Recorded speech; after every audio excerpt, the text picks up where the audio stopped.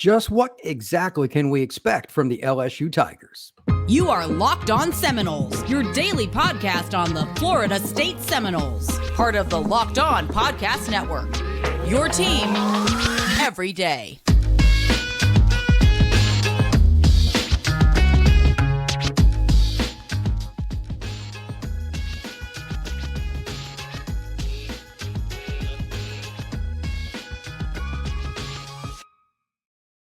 Welcome back into Locked On Seminoles. I am your host, Brian Smith. Thanks for making this your first listen each and every day. You can find us wherever you get your podcasts and on YouTube. This is the Locked On Network, your team every day. This is also brought to you by LinkedIn Jobs. Make sure you check it out. It's a great way to make sure your business is getting what they need. It's an easy app to use, and it's also one that's very effective. LinkedIn Jobs. All right, let's bring in the guest. Let's bring him in. Mr. Glen West. How you doing, sir? Doing great, Brian. Good to see you. How are you? Doing well, doing well. Sounds like the Bayou Bengals have a rather talented team again this year. You're a lifelong LSU guy, went to LSU, live in Baton Rouge, worked for LSU's 247 site, blah, blah, blah. I mean, you're about as LSU as it gets. So I figured if I'm going to bring somebody on, somebody I know, to talk, this is pretty good. So first off, I'm just going to allow you to spit it out. Whatever you want to say, open-ended, carte blanche. This is what LSU is going to be this year, a player to watch, whatever it is you want. First segment, have at it, brother. Sure. Yeah. I mean, I think probably when you look at this team, the big step here is trying to get into contention for a college football playoff. I mean, last year you win the West in year one under Brian Kelly. You have some really great standout showings from some of your young stars along the offensive line. You get some development from guys like Malik Nabers. You bring in Jaden Daniels, and he has a really great start to his career at LSU. And I just think that there is an expectation that LSU is going to be able to evolve here in year two under Kelly and really compete for really the top of college football. And I think you see that kind of in a lot of the preseason hype around this team. There's been a lot of offseason, whether it's Jaden Daniels being among the top three candidates for the Heisman Trophy heading into the year. You've got, like I said, guys like Nabers and Harold Perkins on the defensive side of the ball who are superstar talents. Will Campbell on the offensive line is a guy that I think you really need to watch out for as a guy who I think could establish himself as one of the elite left tackles in all of college football this year. They have the nucleus intact, and I think the nucleus is what's going to be able to help this team kind of reach their goals. But it's going to be questions of the depth that's going to help them achieve their goals. There are some real depth concerns, I think, across the roster, whether you look at the secondary, which I'm sure we'll get into in a minute. But there's depth concerns at linebacker and, certainly along the offensive line after their starting five. They're really going to be relying heavily on freshmen and a couple transfers that they brought in. So a couple of guys that they think have developed well over the offseason. So there's I think the biggest thing here is LSU has to have a healthy season to be able to compete at the top. This first game against Florida State, in my opinion, is going to tell us exactly what trajectory this team's going to go on. I think that if they win this game, they're very much primed to meet Alabama later this year at as an undefeated team. And if they lose, then I think it could go a number of different ways. And I think that LSU's team this year is really going to be coming down to, can they stay healthy? Can the first 22 be consistent for you, be reliable for you? And we're already kind of seeing it here that, there's always some drama heading into LSU season. Now with the Mason Smith suspension for the Florida State game, that's a big blow. And I'm sure we can touch on that as well. Well, let's just do that first, because Sure. I was on Caroline Fenton's show yesterday. She does the Locked On LSU show, and she's great.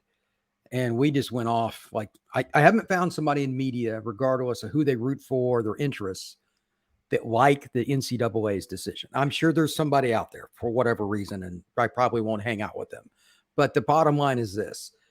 He got suspended for something from 21, correct? Like him and Booty, is it Booty or Booty? Which how do you say it? Booty, yeah. They did some signing with the booster or whatever that was pre and I don't know the nuances, but this was and I'm just curious what you think.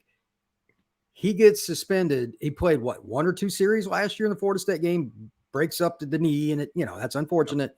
He misses the whole freaking year, and you're going to suspend him a game? Yeah. I mean, the dude just went through ACLs. I mean, go ahead. Yeah, ACL reconstruction. I mean, yeah, so essentially the backstory here is that he and Kayshon Boutte, going into his freshman year, participated in an autograph signing the summer of that year. So he was an early enrollee, and he enrolled early, was with the team already. So, it was an opportunity for him, I think, to make a little cash. And yeah, it was weeks, I think, matter of weeks before NIL actually went active across college football. The guy that essentially organized this autograph signing essentially sold him out. He called the NCAA and said, this is what these guys were doing so-and-so weeks ago.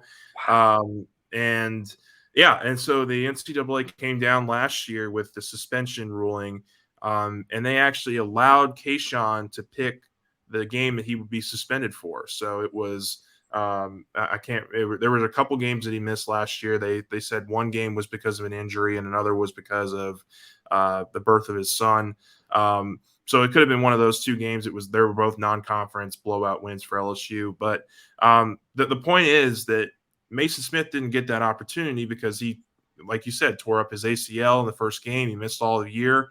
And so they weren't, and so essentially what the NCAA did was they chose for him that he would be suspended for this first game against Florida State in one of the most highly anticipated matchups of the season. That's the part to me that, if you want to suspend a guy for a game, if you want to, beat your chest and kind of look tall for that ruling, fine. Let him get suspended for a game.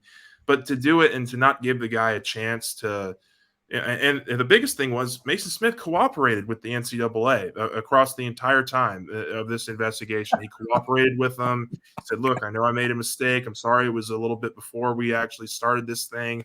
But and they still suspend him for a game against, something that's now you would consider past the statute of limitations, and it's 2 years ago. And there's so much of these things going on now that are out in the public eye, out in the open, that you think that at the very least they would have given him an opportunity to choose the game, and they just didn't give him that. And now he's going to be out for this first game. I have so many things on that topic we could go into, but I'm just going to leave it at that's horrendous, and we're going to move forward. So the bigger question, Guillory is a guy that's a sophomore, correct? True sophomore? I believe he's a junior. He might be. I think he's been around the program for 3 or 4 years now. So he could be a redshirt sophomore, but pretty sure he's a junior or senior by now. Yeah, massive.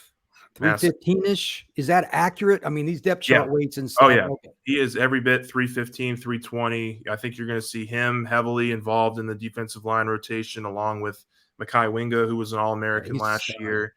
They are both really good run stuffers. They are really they've really improved in that area over the last year or so.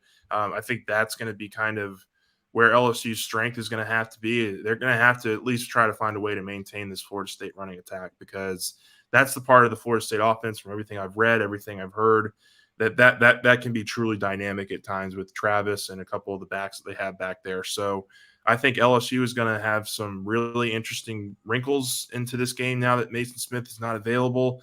I'd expect that they go 4 or 5 deep in the interior D-line with their rotations. Right. They have a couple transfers in Jordan Jefferson that they brought in, Paris Shand, and there's Jalen Lee from Florida. And then, you've also got the Harold Perkins factor in here. Harold Perkins did not play a whole ton in that game last year. They've moved him to inside linebacker this season. I think they are going to have to move him all over the field, keep Florida State on its toes when he's rushing the passer, because I think he's going to have to play a huge factor in stopping that run game as well. That point is something I was going to ask you about, because this is something I mentioned in my podcast. He's a sophomore, true sophomore. Athletic is a very mild term for Perkins. His bend, like there was a few plays last year where the offensive tackle, when he just played, go get the quarterback last year. They made it simple for him. his bend is extraordinary. So why do you take that guy who's playing one of the most critical positions on the field and move him to middle, where the old saying, paralysis by analysis can take place? Is he playing middle or is he playing will?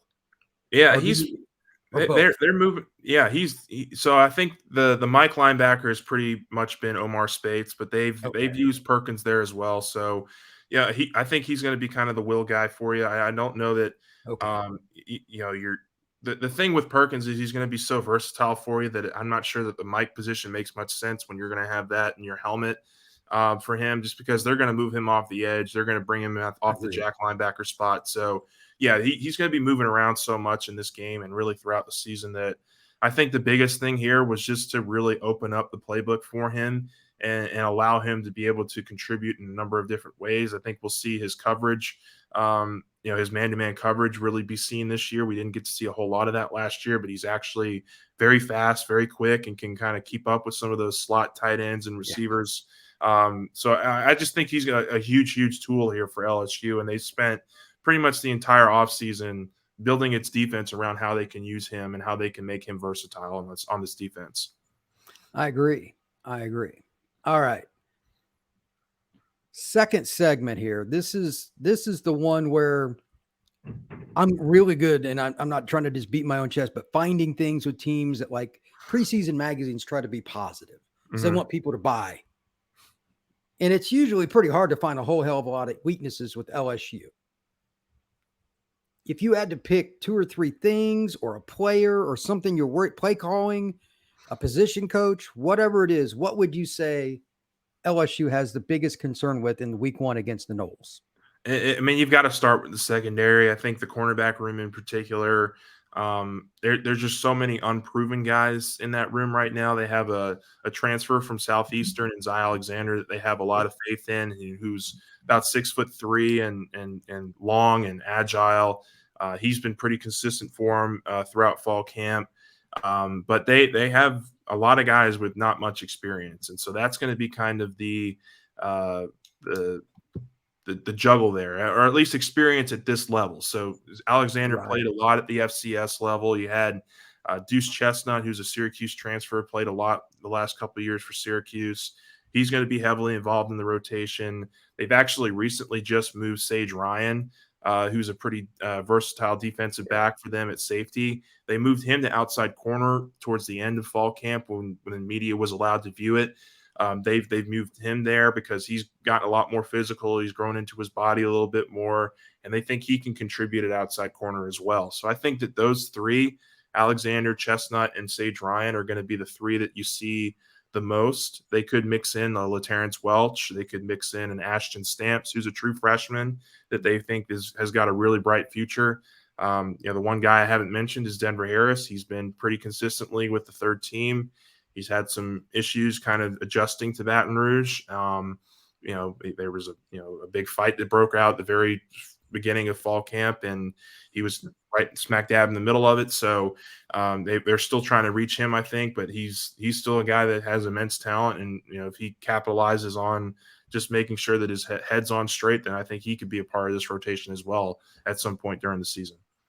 I hadn't heard about Harris with that, but obviously he had a couple strikes in College Station that, if you want to look it up, Google Denver Harris car or something like that. He's just not a very mature young man yet.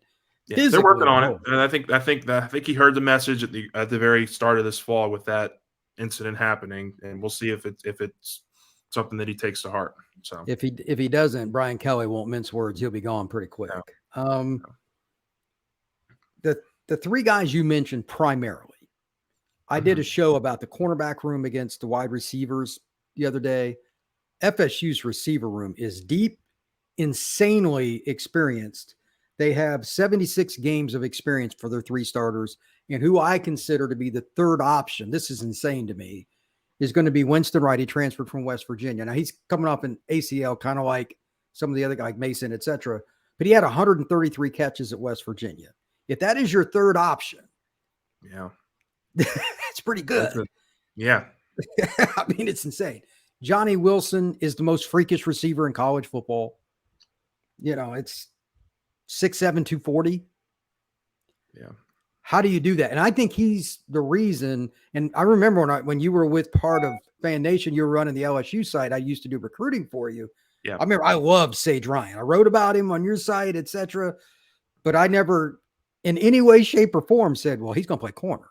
Yeah. I'm not saying I'm an NFL scout, but yeah.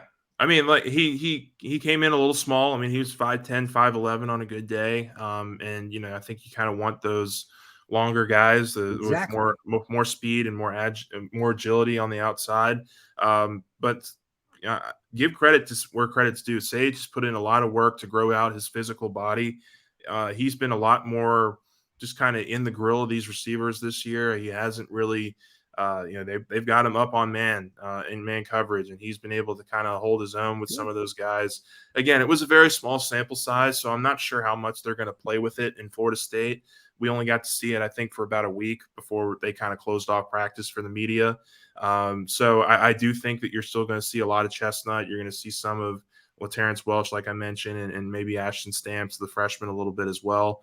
But it's just something that allows them to be more creative with their secondary because they have a very veteran safety group in terms of their starters. Yes. Major Burns is a multi-year starter in the SEC. Greg Brooks is a multi-year starter in the SEC.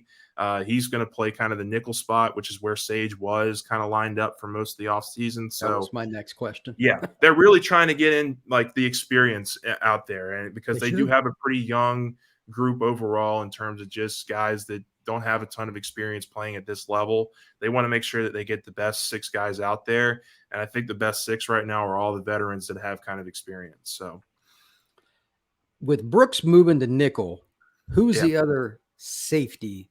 Yeah.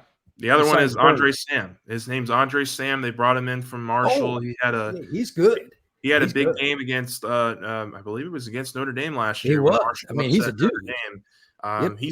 He's heading into his 7th year of college football, so there hasn't been a whole lot that he hasn't seen. That's incredible.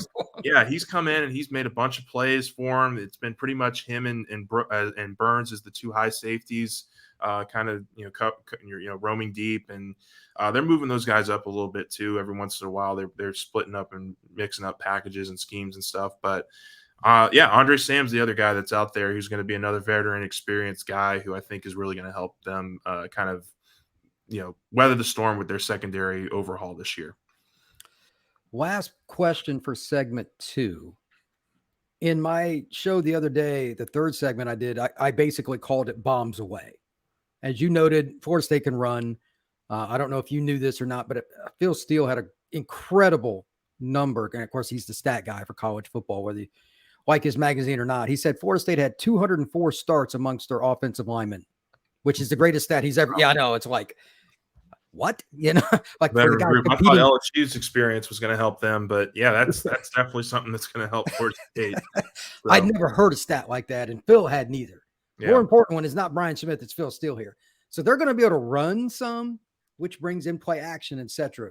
Having those safeties for LSU is important, but I'm still more worried about the corner situation because it only takes what's probably going to be a pretty close game, 7 points. Yeah, I'm going to guess one way or the other. It only takes one play of an and the game's winner is changed. Yeah.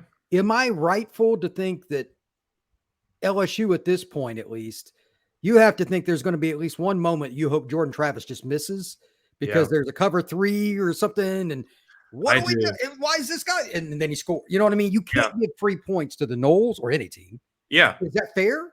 Yeah, I think that's very fair. I think that this game is absolutely going to come down to a couple of those plays. And if Florida State hits on one, I think LSU has to hit on one too. I think that LSU has a couple of guys that they feel really good about offensively in terms of weapons that can really break open a game. Malik Nabers has been just a stud. I mean, he's going to be – I would be surprised if he's not a first-team All-American this year. I think he's got that kind of potential this year. And that's – I mean, look, even Florida State's got some really great receivers, but I just think that the way that he can break open a game, the way that Daniels can with his legs. I mean, I think if Daniels can escape, and that's the one thing that we've talked about some with Daniels this year is everybody's been like, okay, let's get the passing game up to speed and kind of improve in year 2 of the SEC. And I think he's made some real strides there. But you can't take the ball from him. I mean, he's got such a dynamic way to run the ball. I mean, I think he's one of the fastest quarterback runners that I've seen ever. I mean, I mean, you look at Lamar Jackson, Michael Vick. I think he's like in that echelon. He's not maybe right up there with those two guys, but he's in that conversation in terms of just his elite speed that he has at the quarterback position. So I'm super excited to see it. I think you're right that this is going to come down to a couple big plays. Hopefully not special teams like it did last year. Special teams played such a I huge don't want that factor. to happen for either team. That's Yeah. not fun. Yeah. That's not. I agree. But LSU feels a lot more confident in their special teams ability. I think this year they feel like they've got a guy in Aaron Anderson who can break a game open with his punt returning ability, and they've got a little bit more stability with their kicker and their punter. So we'll see. I do think it comes down to a big play or two, and which team makes them and which team is able to answer or not answer is going to tell us who wins that game. Segment 3, this is kind of like segment 1. I'm kind of let you just go with it. Obviously, you have Jaden Daniels. Malik Nabers, I talked about. He's a really good player. He's a 3-and-out dude. Yeah. They get the transfer from Notre Dame at running back. They got is Emory eligible, healthy? He's a guy. Okay. Yeah. Because you and I talked about 8 scholarship running backs. 8 scholarship running backs on their roster right now. And that's a bit much, but that's another story. Yeah.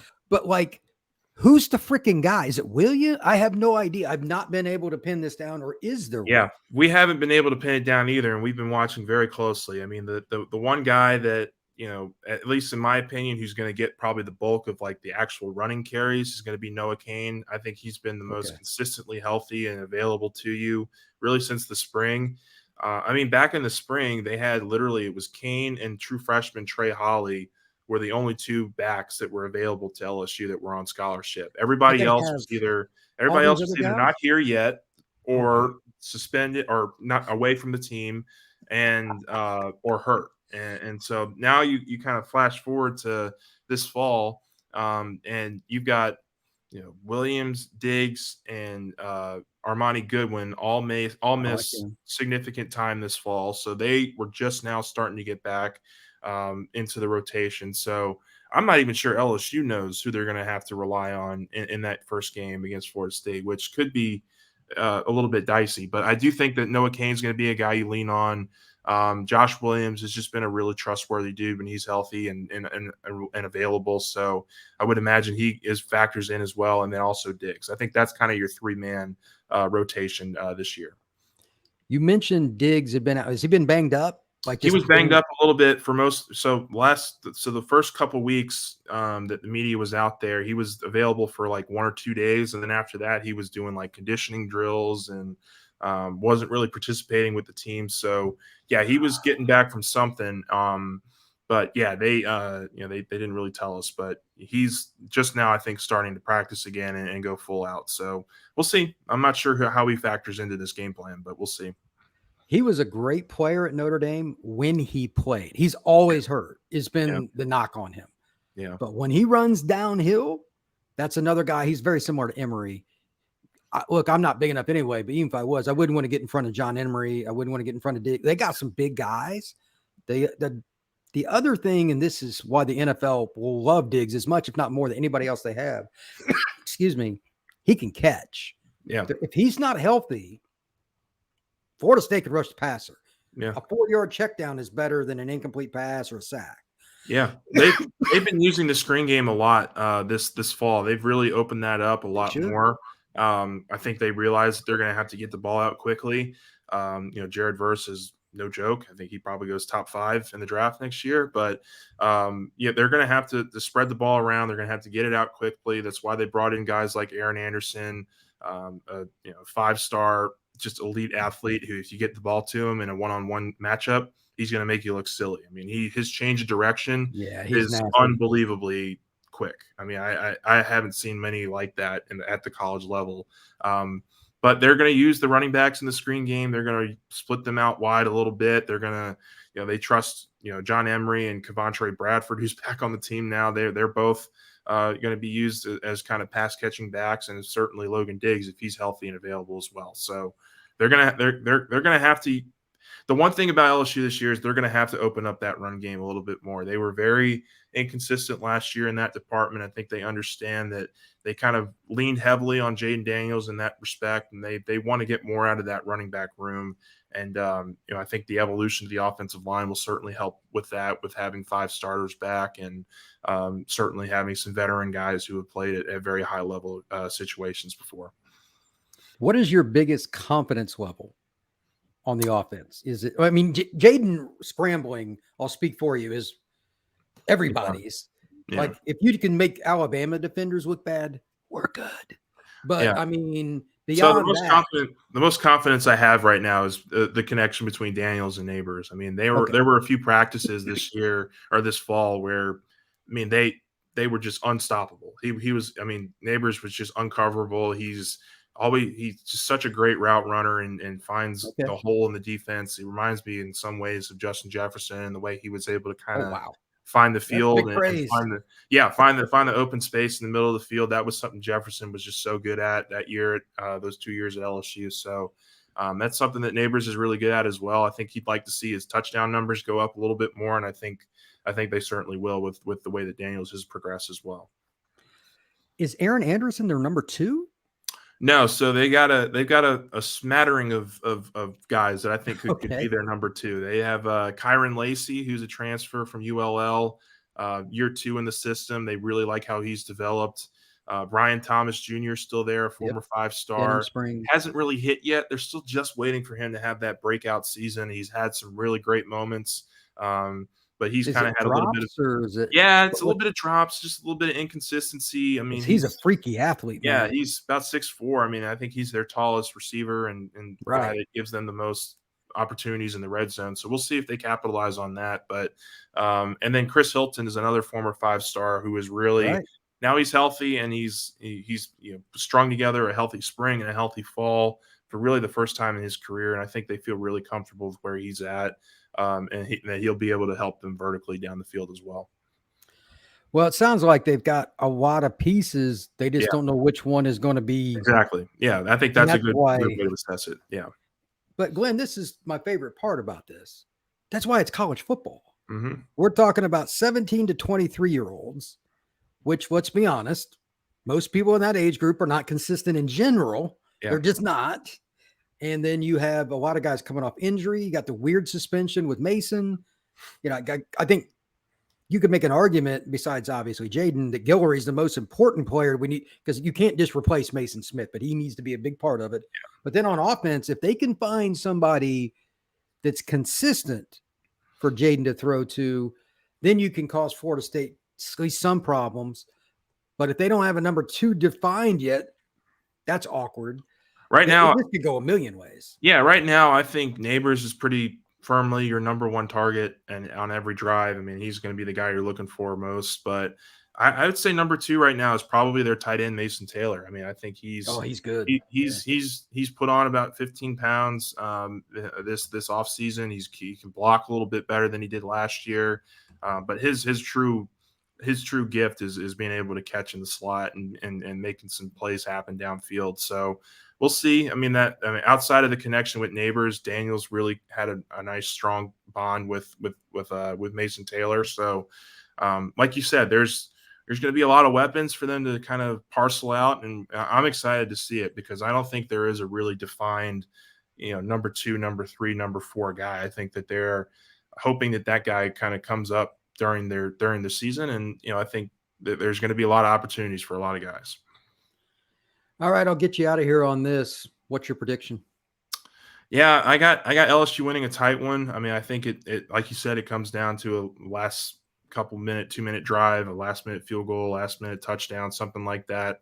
I just feel really confident in LSU's offense. I think that they're going to be able to really carry this thing out. And look, I wouldn't be shocked at all if Florida State won this game. I think that they also have a really deep, talented team that has certainly a lot of confidence and momentum their way with the way that they've progressed this offseason. But I do know that from at least LSU's side that they feel like they're ready to compete at the highest level, and you have to win this game if you're going to be at the highest level at the end of the season. You have to get this first game.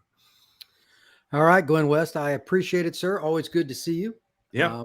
It's Hope to see you in Orlando. Yeah. well, yeah, I'm planning to go up there. I'll get with you on that. It's going to be fun, little warm, but you're used to that living in Baton Rouge. It's 103 out here today. Oh dear. Yeah. Okay. Well, we're not going to discuss that because I don't want to have any more negativity. That's no good, brother. But anyway, everybody, thank you very much for tuning in. Y'all have a great day.